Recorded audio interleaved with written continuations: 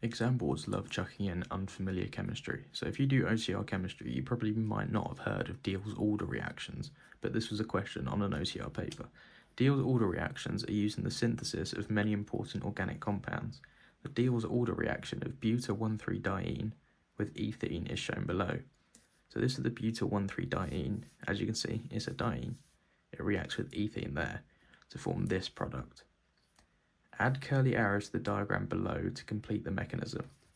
So this may look really unfamiliar, and to be fair, it probably is unfamiliar, but it's given you this first arrow here.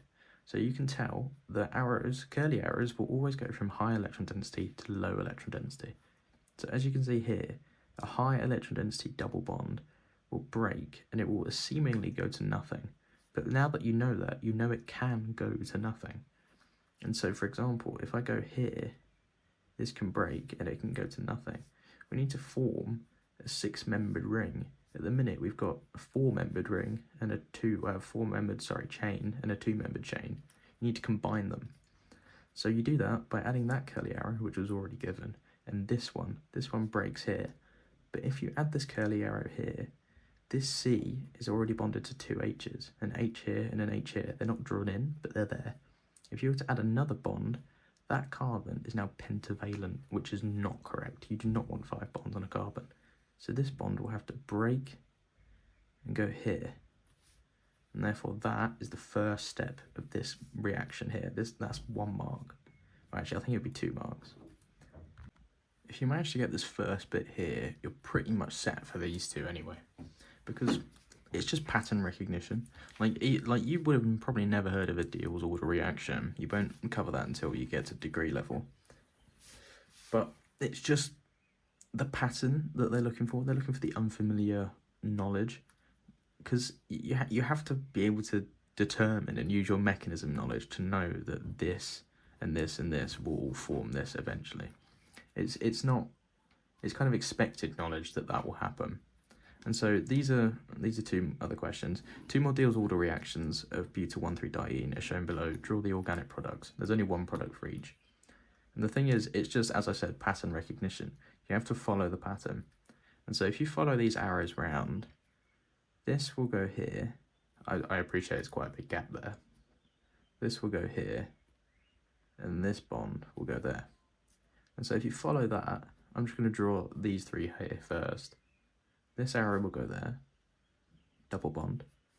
This will go there because of this arrow. This arrow will form there, so I'm going to draw that there.